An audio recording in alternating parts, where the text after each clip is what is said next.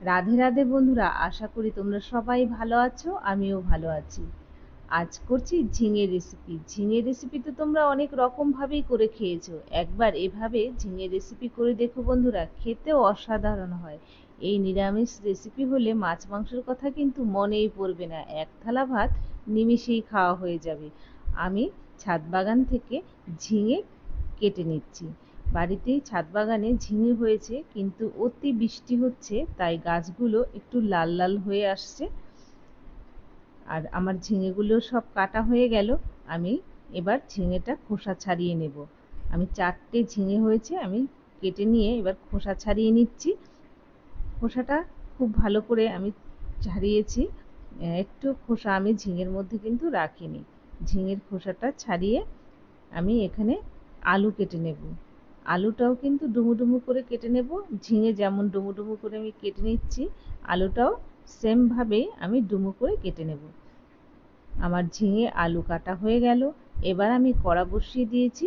কড়াতে আমি দিয়ে দিলাম কিছুটা মুগ ডাল। এই মুগ ডালটা দিয়ে আমি ঝিঙে রেসিপিটা করব। খেতে অসাধারণ হয় বন্ধুরা, একবার করে খাওয়ার অনুরোধ রইল। ডালটা আমি একটু লাল লাল করে ভেজে তুলে নিলাম। এবার কড়াতে আমি তেল দিলাম, সর্ষের তেল। তেল দিয়ে দিয়েছি ফোড়নে 2টো শুকনো লঙ্কা, একটা চিড়ে দিয়েছি আর একটা আমি গোটা শুকনো লঙ্কা দিয়ে একটু লাল লাল করে ভেজে নিয়ে দিয়ে দিলাম জিরে, সাদা জিরে ফোড়নে। এবার আলুটা আমি ভালো করে ধুয়ে নিয়েছিলাম কেটে দিয়ে দিলাম।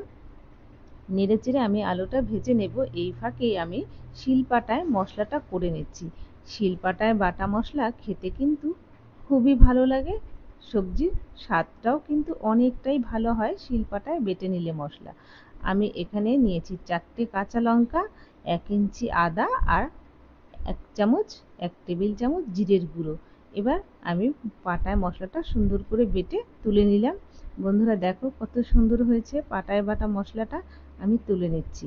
আর এদিকে আমার কিন্তু আলুটাও লাল লাল করে ভেজে নেওয়া হয়ে গেছে।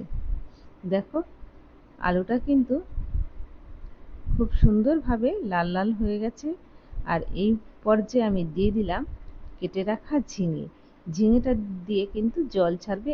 এই সময় কিন্তু আমি লবণ দিইনি, আলুতেও দিইনি, ঝিঙেতেও দিইনি। ঝিঙেটা একটু ভাজা করে নিয়েছি 4 মিনিট মতো।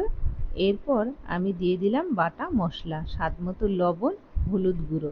আমি কিন্তু এখানে আর কোনো মশলাই দেব না। এবার একটু জল দিয়ে নেড়েচেড়ে খুব ভালো করে আমি কষিয়ে নিয়েছি। আর মশলা থেকে যখন তেল ছেড়ে দেবে সেই পর্যায়ে আমি দেবো ডাল। দেখো মশলা থেকে তেল ছেড়েও দিয়েছে। এই সময় আমি ভেজে রাখা ডালটা কিন্তু খুব ভালো করে মুছে নিয়েছি। মুছে আমি দিয়ে দিলাম।